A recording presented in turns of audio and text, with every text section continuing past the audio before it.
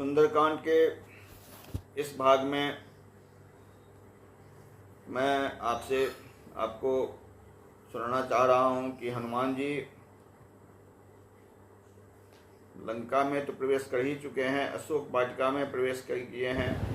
फिर वहाँ लगे हुए फल को खाने के लिए सीता माता से प्रार्थना करते हैं कि मुझे आज्ञा दीजिए, और उनकी आज्ञा पाकर वो बाग में घुसते हैं, वहाँ पर फल खाते हैं और पेड़ों को भी तोड़ते जाते हैं। यह सूचना वहाँ जो रखवारे लोग हैं वो उनको रोकते हैं, लेकिन हनुमान जी सबों को मार के, बहुत को मार पीट के भगा देते हैं। और वह जाके रावण को बोलता है कि वह एक नाथ एक आवा कपिहारी नहीं, अशोक वाटिका उजारी। रावण बहुत क्रोधित होता है और वह अक्षय कुमार को भेजता है। अक्षय कुमार को देख करके हनुमान जी उसकी हत्या कर देते हैं, उसको मार देते हैं। फिर वह इंद्रजीत अथवा मेघनाद को भेजता है उनको पकड़ने के लिए, और निर्देश देता है कि मारिए शुद्ध जन बांधिए ताही। उनको मारना नहीं है, केवल बांध के लाना है। देखो कपिह कहाँ के रियाई। यह बंदर जो है, इतना विशाल बंदर जो इतना उत्पात मचाया है और अक्षय कुमार की हत्या कर दिया है, आखिर मैं देखूं कि यह कौन है और कहाँ से आया है। इसलिए उसको मारना नहीं है, उसको बांध के केवल ले आना है। तो इंद्रजीत जाकर के ब्रह्मास्त्र का प्रयोग करके और उनको बांध करके ले आता है। तो कहते हैं कि जासु नाम सुन जपि सुनहु भवानी, भव बंधन काटहि मुनि ज्ञानी। तासु दूत की तरु बंधियावा, प्रभु काज ले कपिन बंधावा। हनुमान जी भगवान राम का काम करने के लिए गए हैं। वो अगर चाहते तो ब्रह्मास्त्र को भी नहीं मानते और वो उससे भी बंधन में नहीं आते, लेकिन ब्रह्मास्त्र की महिमा को, उसकी महिमा पर में कोई आँच नहीं है आवे, इसलिए वो खुद को खुद बंध जाते हैं। और इंद्रजीत मेघनाद उनको बांध करके ले जाता है और उनको लंका रावण के दरबार में पेश करता है। कहते हैं कि तासु दूत की तरु बंधियावा, प्रभु काज ले कपिन बंधावा।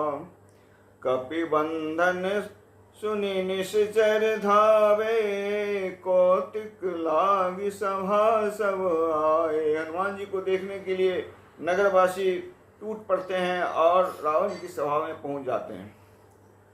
10 मुख सभा देख कपि जाई, कहीं न जाए कछुअति प्रभुताई।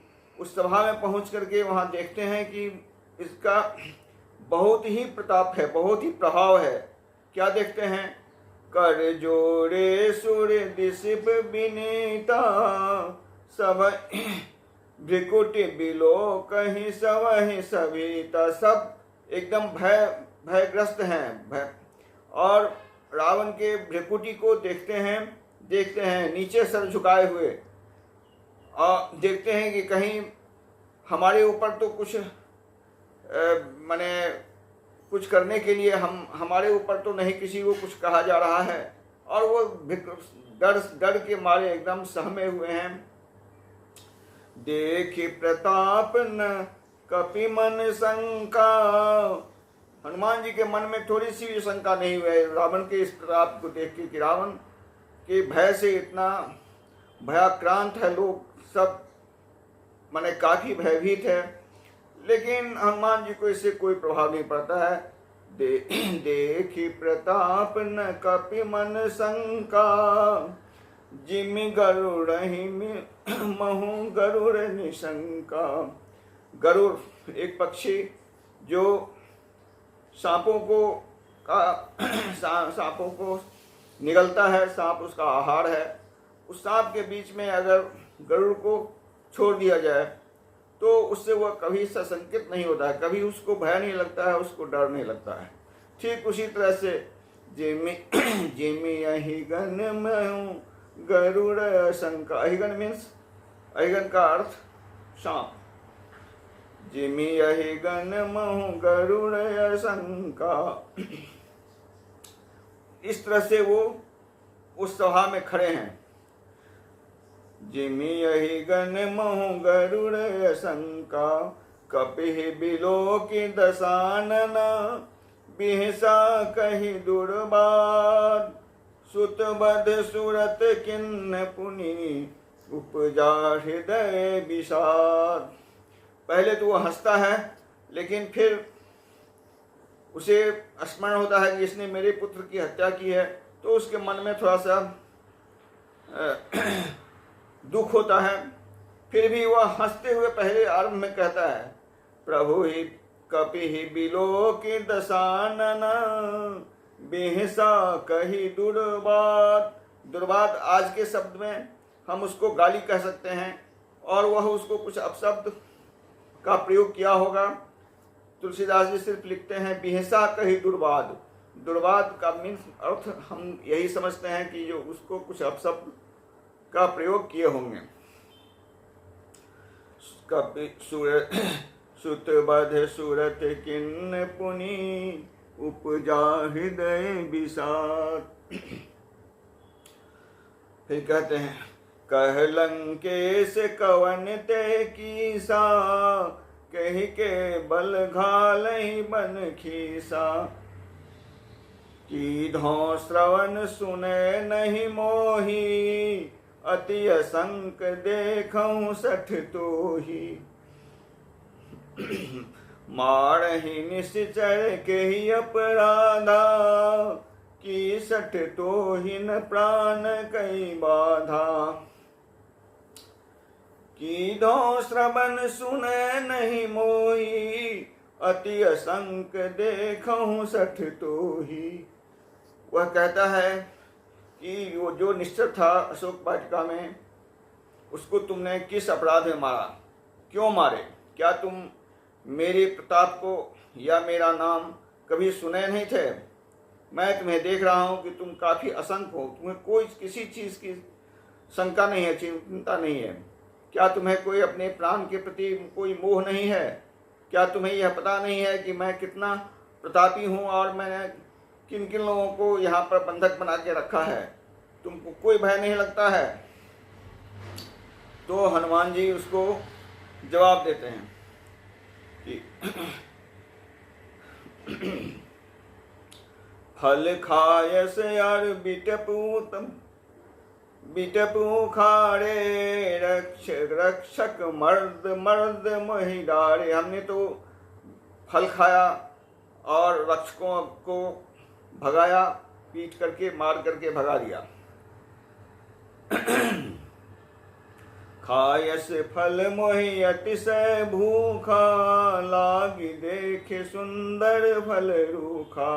पेड़ों में अच्छे अच्छे सुंदर फल देख करके मुझे भूख लग गई और मैं उसको खा लिया। प्रभु सो कपि स्वभाव ते तोड़े रूखा। और अपने स्वभाव के अनुरूप मैंने वृक्ष को, डाल को उखाड़ दिया, तोड़ दिया, फेंक दिया।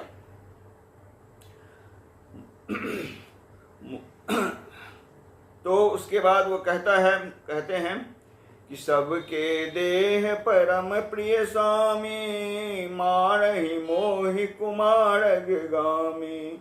सभी का शरीर जो है वो बहुत प्यारा होता है, लेकिन मुझे लोगों ने मारा। जेहि मोहि मारे तेहि मैं मारा। तेहि पर बांधे तनय तुम्हारे। जिसने मुझे मारा मैंने उसी को मारा, और इस पर तुम्हारा जो लड़का है, तुम्हारे पुत्र मुझको बांध करके आपके समक्ष ले आए हैं। सुनत बचन पुनि मारन धावा, तहि समय विभीषण आवा। उसी समय विभीषण, वह ऐसा जो बताया तो उस समय वह मारने के लिए आज्ञा देता है और निशाचर लोग उनको मारने के लिए दौड़ता है। किंतु उसी समय में विभीषण का प्रवेश होता है और विभीषण कहते हैं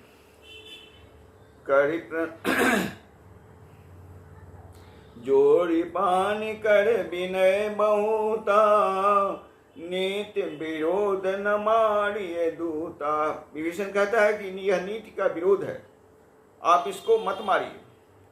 आन दंड कछु देहु गोसाई, सवहि कहा मंत्र भल भाई। कहता है कि जो ठीक है, समों को यह पसंद आया कि कोई दूसरा दंड दिया जाए। तो उसमें से एक कहता है जो कपि के ममता पूछ पर, सवहि कहे समझाए, तेल बोरी पट बांधि पुनि, पावक देहु लगाए। वह मारा नहीं और लोगों ने यह तय किया, रावण भी इस बात से सहमत हो गया कि ठीक है, इसको कोई दूसरा दंड दिया जाए। और यही निर्णय हुआ कि इनके पूंछ में कपड़ा बांधकर और आग, उसको घी में तेल में डुबा करके आग लगा दिया जाए और वैसा ही किया जाए। सबों ने इस बात को स्वीकार कर लिया। मैं इसके आगे की कथा फिर अगला एपिसोड में वर्णन करूंगा। आप लोगों से अनुरोध है कि मेरे इस चैनल को सब्सक्राइब कीजिए, लाइक कीजिए, शेयर कीजिए और इसको देखिए, इसको समझिए। ऐसे केवल रामायण पढ़ने से इसका भाव समझ में नहीं आएगा। मैं जितना पढ़ा हूँ, जितना समझा हूँ, मैं अपनी भावना आपके सामने प्रकट करता हूँ। आप हो सकता है कि आपको पसंद आवे, ना पसंद आवे, यह तो आप पर में निर्भर करता है। आप इसको देखें, सुनें और समझें। धन्यवाद।